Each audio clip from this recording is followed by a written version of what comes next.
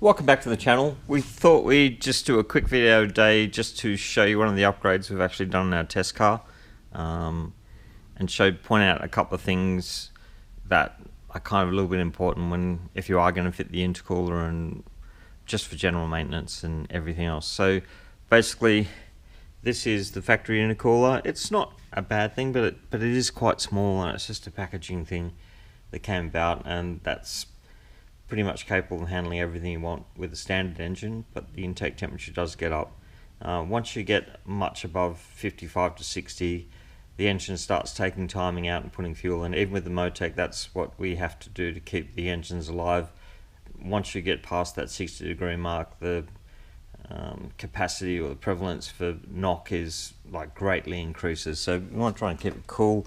We were starting to see temperatures in that 50 to 60 degree range with the standard intercooler after we put the Motec on it, just because we were making more power, and when you make more power you make more heat, especially in the intake air charge, because the turbo, you're kind of pushing it further up its efficiency range, so the intake air temperature will go up, and that's just kind of what we were seeing. So this is actually, it's a copy of a Wagner intercooler. It's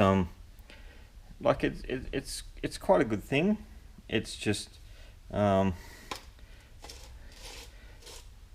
the Wagner intercoolers in Australia, they're probably around the 1400 mark. This is just a copy that we bought off eBay. This was $500 delivered. Quality on it, it's actually not bad. It's a tube and fin thing rather than a bar and plate, but it's pretty good. Tubes are all multi-vaned inside the tube. It fitted quite well. Basically these have brackets on top, and if you look up here you can see there's a bolt, there's an L bracket that goes down.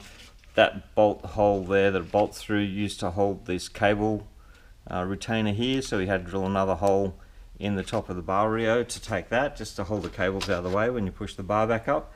But yeah, all in all, it was a pretty good kind of a thing. You can kind of see it sits in there reasonably nice.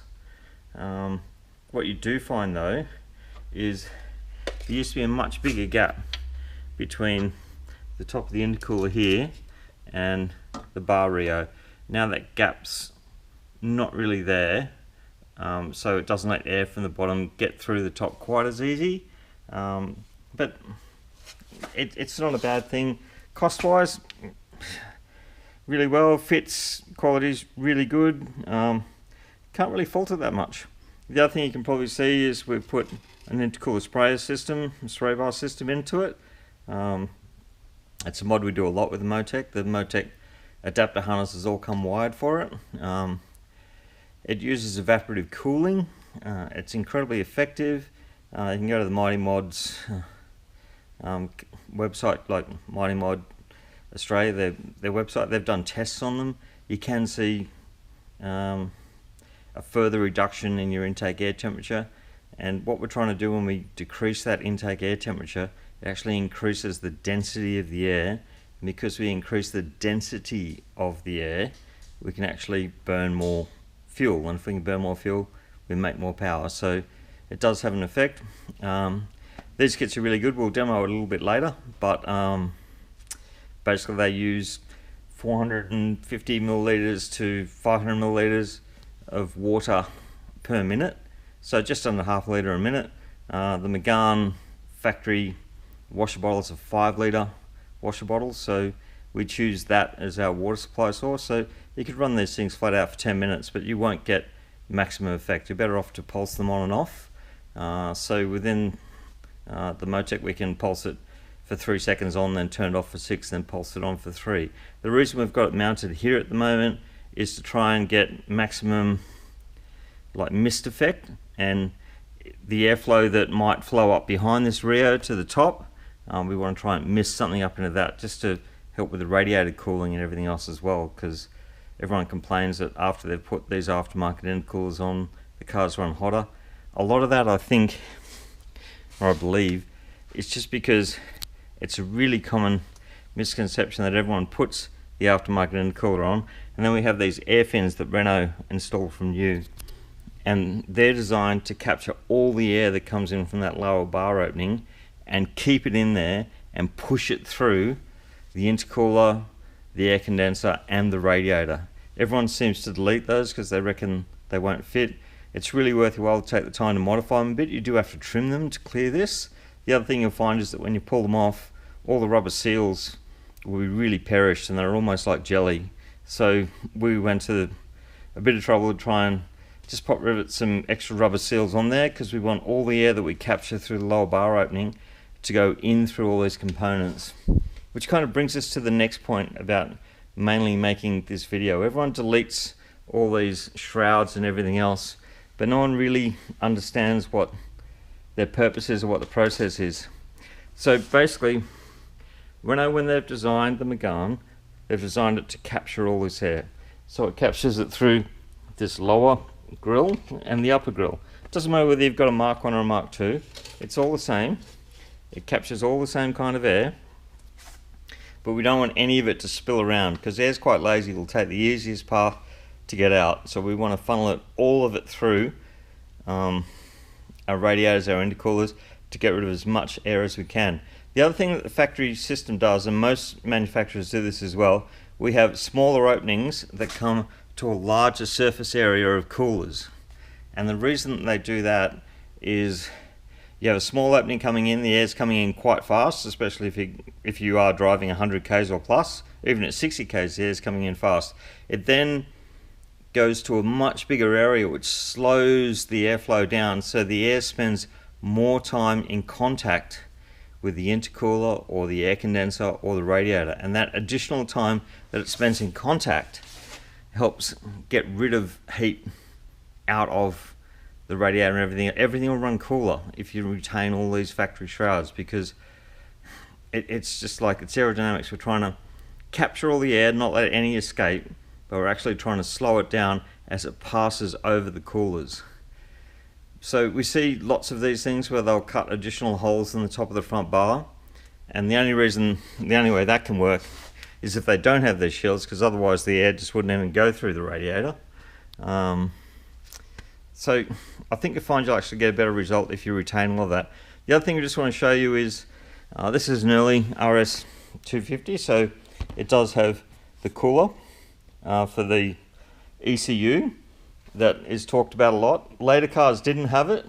I personally think they didn't have it because the cooling effect of the ECU was pretty minimal, and they'd rather push the air through the radiator to keep everything cooler, because this is quite a large opening, so it can spill a lot of air out where you really want the air to go through and cool the radiator and everything else. We see a lot of chat, if you like, with people saying, oh, I went out and I bought the earlier model ECU cooler and the duct and the bracket and everything else. That's all well and good as long as you bought the shroud. If you haven't bought the shroud and you haven't bought the bellows, then yes, you're not going to get any more air anyway, because this is sealed to the front bar and to the radiator. There is no air in here. You have to have this, so you have to buy this panel and this and the top cover. And people say, oh, I got rid of all that, so I'm getting air into my ECU. What you need to also understand is this is the front bar. So has all these massive holes. If you don't run the shields or anything else, the air just spills out through around the bonnet lock everywhere else. It'll take the easiest path, and the easiest path is not going through this hole, through the duct and then down into the cooler. If you've got a late model like a phase 2, it's basically pointless trying to fit it. It's a waste of time. There won't be any additional air go in. It's just one of those misnomers. It works to a degree in the earlier ones, but once again, I think the air is better off going through the radiator and everything else to keep the engine and the air intake charge cool. That's what it's designed for. So what we'll do right now is we'll just come over here and just explain how we fit this intercooler spray kit. Shan Motorsports make them. They're really cost effective. They're under $400 Australian delivered. Basically what we do, this is our washer bottle. We drill a 6mm hole in the top so we can push the line through. The line, you have to take the washer bottle off, but you have to make sure the line goes right to the bottom so it can pick up. It goes through a filter here. We curl the line up over the top and down. Here's our pump. It's mounted on the side of the bar reo. That 6mm line you can see comes across, goes in the intercooler spray that's also mounted on the lower side of the bar reo. And it's sitting there, and you'll be able to see these silver tips, but this area here is basically all covered by the bar anyway. Let's just give you a quick demo. We'll just see if the ECU is still powered up. Let's boot up our laptop. We'll just put this on test mode. So we're just going to turn the test on.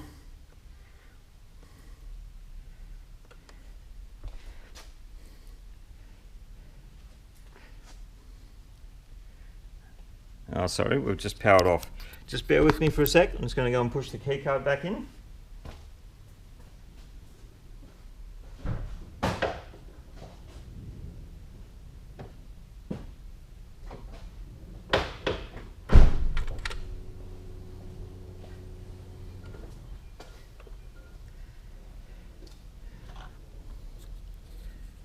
So our key card's back in, our ECU is powered up.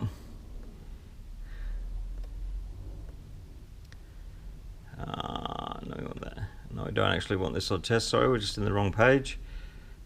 We're just going to come down to our intercooler sprayer,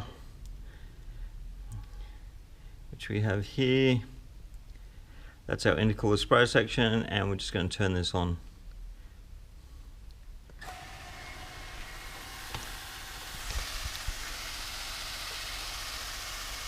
So I don't know if you can see that, but these nozzles are incredibly effective. They use minimal fuel. They have a fantastic spray pattern, and we look forward to actually showing you some dyno results with it turned on or not. So please stay tuned. Thanks for watching again.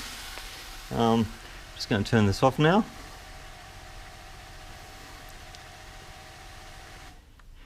So now it's all turned off. So we look forward to giving some like concrete evidence just to show you that it is a worthwhile modification to your car. It's probably going to give you a better result than a more expensive intercooler without a spray system. The cheaper intercooler is, well, we think we're going to get the same result, if not more, with the cheaper intercooler and the spray bar set and put in. Degree of difficulty to fit the kit, it's not massive. The worst part's getting the front bar off, because you do have to take that off. While it's there, you can fix up all the seals. We'll just pop rivet some rubber flaps on it. It'll work.